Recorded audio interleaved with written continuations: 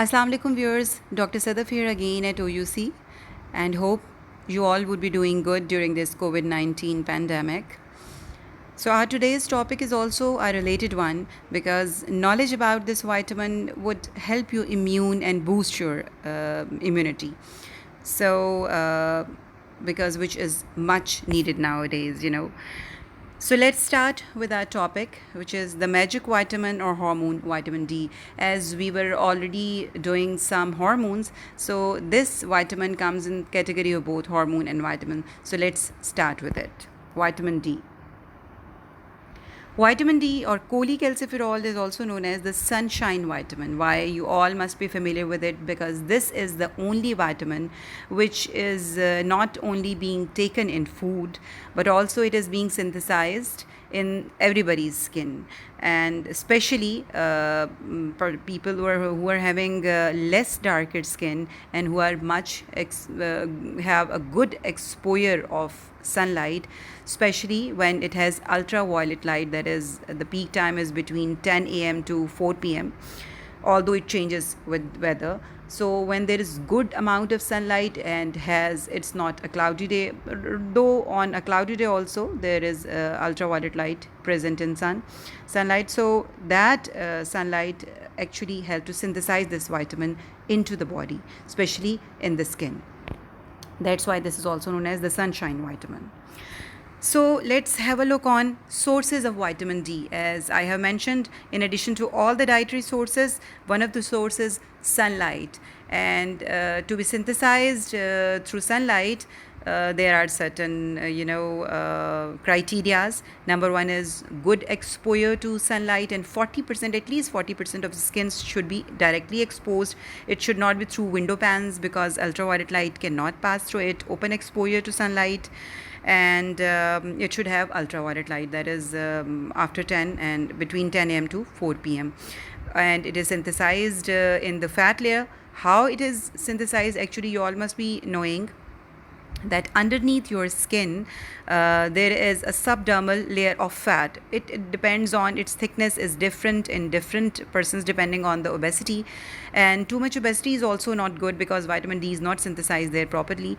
A good amount of fat is though required. It is synthesized from cholesterol, which is a type of fat, and in the presence of sunlight it is synthesized in that form, which is synthesized is known as vitamin D3.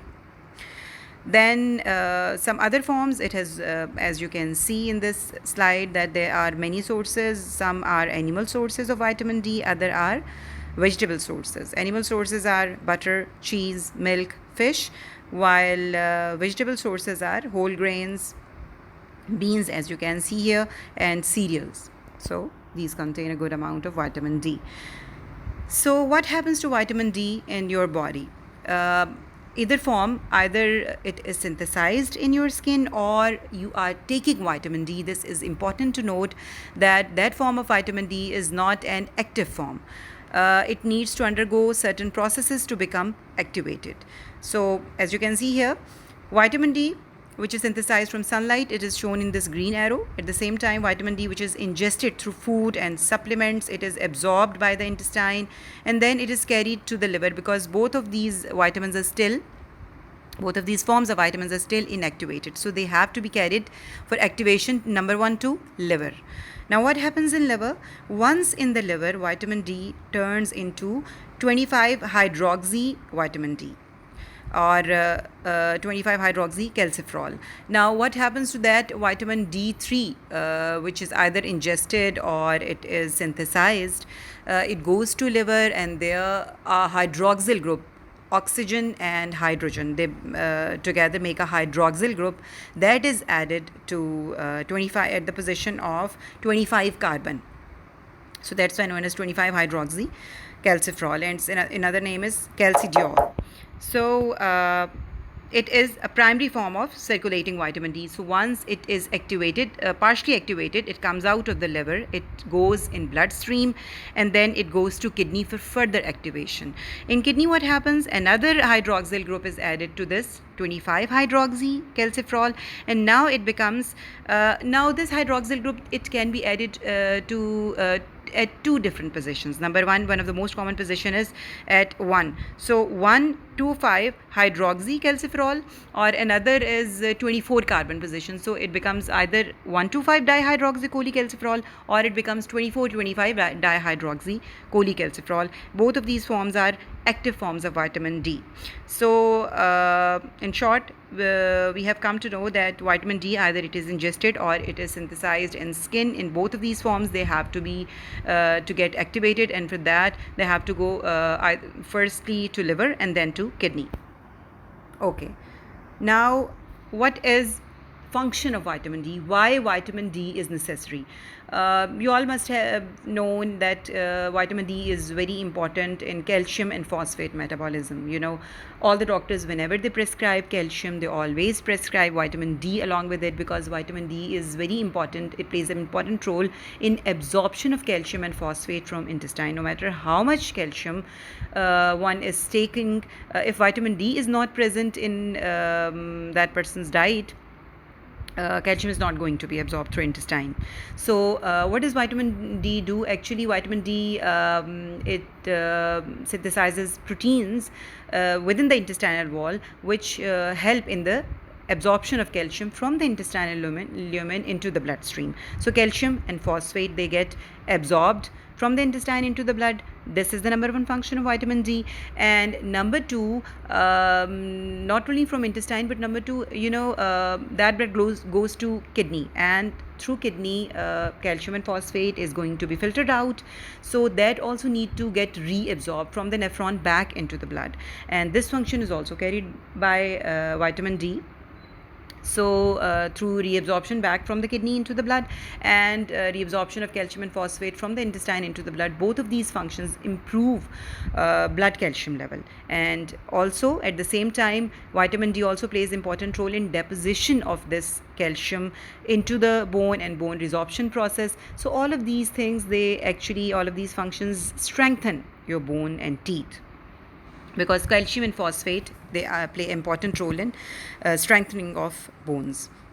So what happens if vitamin D is deficient? It leads to weak bones or osteoporosis and increased risk of fracture. So number one is deficiency of vitamin D. It causes poor bone health. Number two, maintenance of cardiac or heart function. Vitamin D is associated with poor cardiovascular health and increased risk of heart attack. Now, there is actually some, modern research. It shows that vitamin D deficiency, it might not be associated with cardiovascular function. Vitamin D is not in that amount. It is not needed actually to maintain cardiovascular health initially, but once it is deficient, then cardiovascular function starts deteriorating. So it is needed. Once cardiovascular functions are deteriorating, then vitamin D level, they help to improve cardiovascular function. How? Because vitamin D is actually, it plays an important role. If it is deficient, it starts actually a process of clotting. Actually it starts depositing cholesterol in coronary arteries when it is deficient, and that those deposits, they attract platelets, and then clotting and blockage of coronary artery starts, and in this way cardiovascular functions are hampered. Heart failure, chances of heart failure are increased. So to reduce these chances, vitamin D should be taken in proper amounts. Then comes maintenance of healthy body weight. Deficiency of vitamin D is associated with resistance to hormone leptin and insulin, which in turn increases the risk of weight gain and obesity. Though vitamin D is also a fat-soluble vitamin, it should be taken in proper amount. It also stores in fat, but its deficiency actually starts a process due to which a person starts gaining excess weight and starts becoming obese. Why? Because actually hormone leptin and insulin, although they play a very important role, both of these hormones, they help in fat metabolism. Insulin is also a lipogenic hormone. Because it's insulin present in higher amount, it starts depositing fat in body. So if vitamin D is deficient, the sensitivity to leptin and insulin. The body becomes less sensitive to leptin and insulin. So to overcome this, body starts secreting increased amount of insulin, and increased amount of insulin start depositing increased amount of fat in body, and thus body becomes fat and obese. So then comes prevention of cancer, especially vitamin D. It is associated with increased risk of colon cancer. So it leads to the sufficient amount of vitamin D offers protection against breast, colon, lung, and bone marrow cancer. So it also plays important role. How? Because vitamin D actually it controls immune system in this way. So when it is deficient, immune system is not controlled in that way, and cancers, many of the cancers start. Then reduction in the incidence of diabetes mellitus, because sufficient amount of vitamin D is associated with reduced risk of both type 1 and type 2 diabetes mellitus. How? Because vitamin D, as we have discussed earlier, it increases body's sensitivity to insulin. Although insulin is secreted in normal amounts, body becomes very much sensitive and responsive to insulin, and that insulin does its function of reducing blood glucose level. But when vitamin D is deficient, body becomes resistant to insulin have to be taken in increased amount, or released in increased amount, but body is not responding to it, and as a result blood glucose level rises and diabetes results. Treatment of psoriasis. Psoriasis is actually a skin condition, an autoimmune disease of skin, an inflammatory disease of skin. What happens in it? That there is hyperproliferation of epithelium of skin. Skin becomes constantly, skin cells, they hyperproliferate, increased amount of keratin is being deposited. At the same time, inflammatory process starts, and skin is broken, damaged, inflamed in psoriasis. Now, what does vitamin D do in this psoriasis? Actually, vitamin D, I have told you earlier, it controls immune system. Especially helper T cells, they are controlled by this, and they are producing some of the T cells which are not required. They are actually controlled by vitamin D, and the inflammatory process and immune process, it is basically vitamin D regulates an immunomodulator. It modulates the immune response. Where it is needed, it works, and extra immune response, autoimmune, or when it is not needed, it is controlled by the vitamin D. So when vitamin D is not present, those autoimmune processes, they start, and once start, they actually exaggerate in the deficiency of vitamin D. So vitamin D can be used in the form of local oils, topical oils to treat skin condition in psoriasis. Also, it is taken orally and in injectable forms. Both of these forms, they improve psoriasis. So this was another function of vitamin D. Then prevention of respiratory infections, again by controlling immune system and allergic reactions, inflammation, all of these, they are controlled by taking vitamin D in proper amounts. So respiratory infections, they are reduced if vitamin D levels drop. So there is increased chances of getting respiratory tract infections. So now what comes next? Who are at the risk of vitamin D deficiency? Now, people with limited sun exposure, this is understandable that those people who are not exposed to ultraviolet light during the, today, in nowadays, sedentary type of lifestyle, and with, houses are built in such a way that they are least exposed to sunlight, plus excessive use of the sunscreens. They also especially block the ultraviolet rays from coming and synthesizing vitamin D. Ultraviolet light is very essential, for synthesis of vitamin D in skin. So all of these persons, those persons who are least exposed to sun, they have chances of getting vitamin D deficiency. Then overweight people. Why? Because vitamin D, not only it causes obesity, but also people who are already obese, their vitamin D, although they take enough amount of vitamin D, they are exposed to sunlight, they are taking in their diet, but that vitamin D is not going to be activated and not functioning because it stores in fat. Excessive amount stores in fat. So a moderate weight is essential for vitamin D to work in body. Then pregnant women, all those pregnant women who are not taking enough amount of vitamin D, they can, because in pregnancy amount, requirements of vitamin D, they increase. So supplements should be taken, or enough vitamin D should be taken in diet. If not taken, those women, they have risk of eclampsia or preeclampsia. This is a high blood pressure condition in pregnancy. So then elderly people, because in elderly, skin loses the ability to generate vitamin D from skin. Although those people, they are exposed to sunlight, but their skin is day by day losing that ability to synthesize vitamin D from sunlight. So they have to take the supplements, vitamin D supplements. Then dark skinned people, because melanin also, it stops. Melanin is a pigment in skin. It stops ultraviolet B especially. So ultraviolet rays, there are of two types, A and B, and ultraviolet B is when blocked. Although so in this way, less amount of vitamin D is synthesized. And infants also, because infant who are fed on mother's milk, because mother's milk is not rich in vitamin D, so they can have this deficiency of vitamin D. So what does vitamin D deficiency do to body? So vitamin D not only involved in calcium and phosphate metabolism, as I have earlier told, it can do a lot of, its deficiency can do a lot of problems in body. Number one is the brain. It can cause depression and schizophrenia, because vitamin D is not only a vitamin, it also acts as a hormone. Why it is called a hormone? Because unlike other vitamins who have limited receptors at their target organs, vitamin D have receptors on all over the body, on brain, cardiovascular system, bone, intestine, liver, kidney, blood vessels, everywhere, respiratory tract, so muscles, everywhere. So when vitamin D, it is not taken proper amount, it can do a lot of diseases to our depression and schizophrenia. Schizophrenia is a disease, psychological problem again, and depression also. So circulatory system, what could be the result of taking less amount of vitamin D?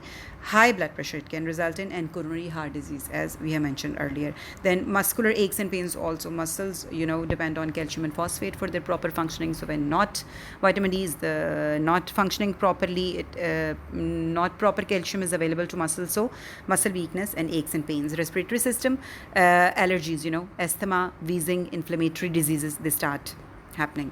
In pancreas, type 1 diabetes can result, because it's function of vitamin D in regulating insulin, in increasing the body's sensitivity to insulin. So ultimately, when it is deficient, type 1 diabetes can result.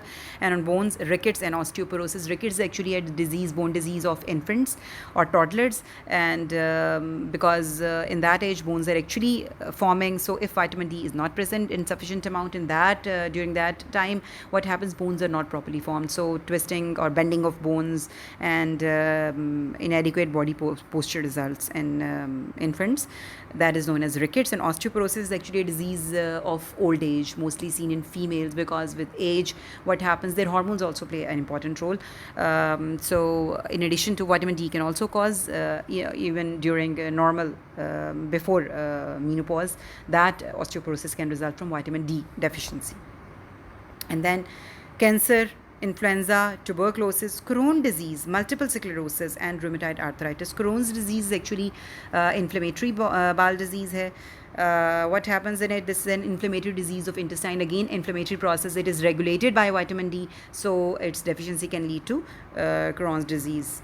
And multiple sclerosis, again an inflammatory disease, and rheumatoid arthritis is an inflammatory disease of joints. So now you see vitamin D deficiency, especially in females. Why I have mentioned here females, especially because vitamin D deficiency is much more common among females as compared to males. Because male, most of the time, they are exposed to sunlight. Females, we put more sunscreen, and females, due to some social issues, especially in East, females cover their body in such a way that they are least exposed to sun. So as a result, vitamin D deficiency is seen more common in females, and also they have increased requirements, especially during pregnancy. So they face this deficiency much more than males. What happens? Sleep changes all the time, fatigue due to muscle fatigue, actually low mood, depression, schizophrenia we have discussed, pale skin, dark circles, infections, all type of infections, especially respiratory tract infections, frequent coughs and colds, back pains, loss of appetite, weak and aching bones. So whenever females, all of those females who are having any of these symptoms, they must get their vitamin D done. And if there is deficiency, because in most of the females in Pakistan and this part of world, in subcontinent, females, they suffer a lot of due to socioeconomic problems, they are suffering suffering from this vitamin D deficiency. So they must improve it in diet either, or they must take supplements. So what is the solution? Vitamin D should be taken. How? And all of these forms, more egg, cheese, butter, fish, all of these things, and vegetable sources. And if still deficiency persists, what is ultimate solution is to take it either in oral form or injectable form. So I hope you must have enjoyed today's lecture. If you have any query, you can always contact us at ourchoiceouc@gmail.com. Take care. Allah Hafiz.